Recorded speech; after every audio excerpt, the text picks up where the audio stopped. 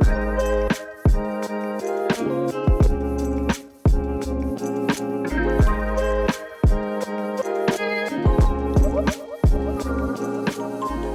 up our relationship ladder, we are looking at the fourth step on that ladder, which is mutual respect and healthy boundaries with your partner.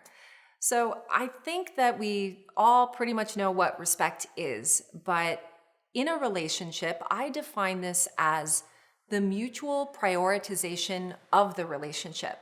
So that is the number one way to respect your partner, for the two of you to mutually prioritize the relationship. And what does that mean? I'm not talking about neglecting other relationships or neglecting work, neglecting school. I'm just saying that when you recognize and can agree on the idea that your relationship is a number one priority, I think that that is a wonderful way to respect your partner. And so I use the idea of what I call a second date thought exercise. And there are some marriage and family therapists that love this idea, which is that you want to strive to treat your partner as if you were on your second date. And you might be wondering why the second date? Why not the first date? Why not the third date? Well, first dates can be kind of awkward. Third dates and so on, you're getting to know each other, you're letting your guard down a little bit, but typically on a second date, that is where you are admiring your partner, you are actively listening, you're very engaged with your partner, there's a natural level of respect, you're on your best behavior, trying to impress your partner. And so we want to strive to maintain that type of stance with our partner, that respectful stance. So thinking about the second date thought exercise, now I want you to switch and imagine passive-aggressive eye rolling and making snide comments. Whatever your less than stellar behavior is in your relationship, think about that. And no judgment here. We all have those moments, and that's okay. But think about those moments when you are less forgiving, less patient, coming into your relationship with a little less grace for your partner. Think about sitting with your partner on a second date. If they knocked over a glass, would you have muttered about how stupid they are?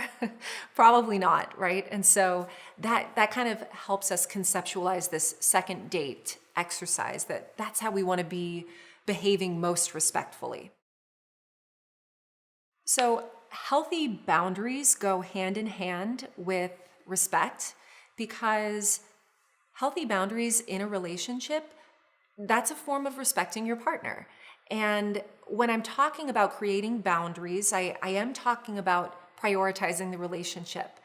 And I will give you a concrete example here. So let's say that you and your partner really need intimacy. It's a Friday night and the kids want to sleep in your bed.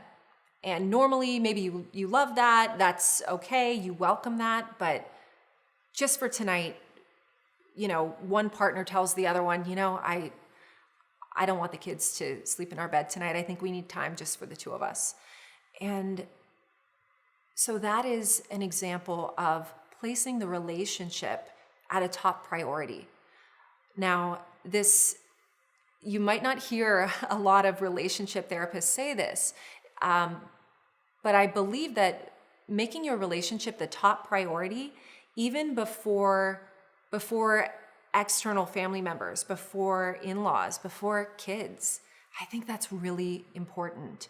I'm not saying neglecting those relationships. I'm not saying that they are not important, but the foundation for a successful family dynamic has everything to do with the marriage, the partnership, prioritizing your relationship first.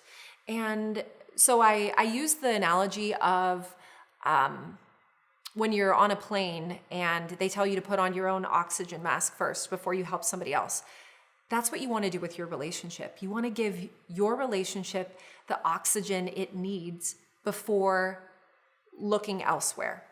Okay, so I'm going to give you another visual here. Go back to school days and picture those Venn diagrams, the two spheres where there's a section where, concepts with commonality meet in the middle. So respect in your relationship and healthy boundaries. So they meet in the middle, and there are certain ways that we can be prioritizing your relationship, respecting your partner, respecting the relationship, and also setting healthy boundaries. So things like a bit of humility, admitting mistakes. Admitting your mistakes is a great way to respect your partner, to say, oops, I messed up, it's on me. That's a form of respect. That's setting a boundary. That's taking ownership of you and who you are and how you're moving through life. Expressing appreciation and gratitude. That's an excellent way to show how you respect your partner. Being open and honest with your partner. Expressing your likes and dislikes. So recognizing the things your partner does and doesn't like. That's a great way to respect them. My husband doesn't like onions, and so when I cook, I leave onions out of it, even though I love onions. But that's just a little way to show respect in day to day. Just saying, hey, I see you. I remember that. I know what you appreciate. I know what you like and what you don't like. Little ways of showing that respect. So pretty straightforward. We know what respect is. I think we get how boundaries fit into that. But I want to talk about our values and expectations and how that can affect levels of respect in your relationship. Because when there is a misalignment of expectations, particularly relating to values and what one partner values and maybe the other partner doesn't, that can erode levels of respect in your relationship over time. So there are a few basic values that couples tend to clash over, and they are general lifestyle choices, finances, sex, and children. So maybe hearing me say that, you can think of the numerous ways that couples might clash over those values. I mean, with lifestyle, talking about things like alcohol consumption, who likes to drink recreationally and who doesn't. That can be a potential value clash. Who likes city living and who likes country living, clash in values potentially. With finances, what are your financial habits? Does one partner like to be more frugal and save, and the other partner has debt? I mean, there's a lot to talk about, a lot to consider. With sex, there's a lot of misalignment in terms of frequency, first and foremost. I mean, a lot of couples tend to clash over their needs in terms of intimacy. With kids, there's a ton with raising children. I mean, it's all about decision making, parenting styles, and religion and education. So these things you want to talk about, of course, but you want to set up your expectations in all of these areas. And so I do a values checklist in my sessions where couples can prioritize their values numerically, starting with what they value the most as number one and going all the way down the list, however many you can think of. And this serves as a visual to help us when we put both partners' values lists next to each other to see which of them drastically differ, which don't match up. One partner might put sex as number 2 on their list, and the other partner has it as number 10, right? And so you want to look for those drastic differences to have a conversation about it and to potentially start figuring out if there is a way to meet in the middle, if there's room for compromise. So once you identify where you might have a clash or a difference in values, this is a conversation tool.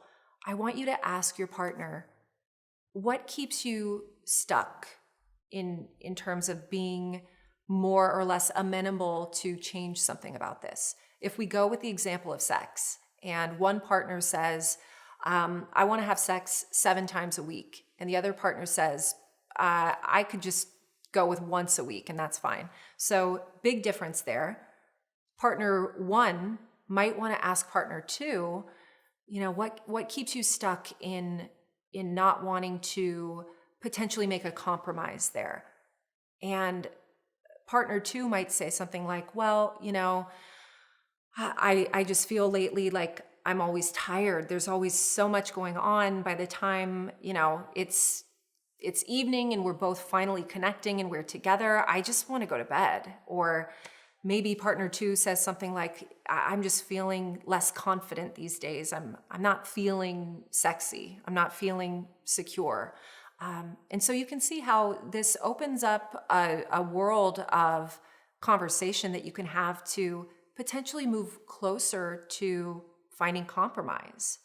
And this conversation, this looking at your values in general, is a form of respect. You're looking at your partner and you're saying, I'm listening, I'm open, I want to hear what you think and what's important to you, and I want to look at our potential differences and try to work with them.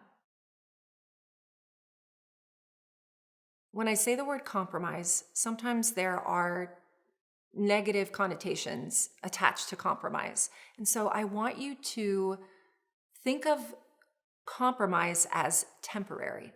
So I say this because I think it's the perceived permanence of compromise, I think, that makes people uncomfortable. Using the example of sex being more of a priority for one partner and less for another. And so if you think to yourself, oh my gosh, I have to, meet in the middle with my partner and have sex a certain amount of times per week for the rest of my life, that permanence can be kind of scary. And I think it keeps us stuck because we don't want to change. We don't want to meet in the middle and give up what is important to us. And so thinking about making compromise temporary is very helpful. Thinking just for this week, just for the next 2 weeks, we're gonna find this compromise.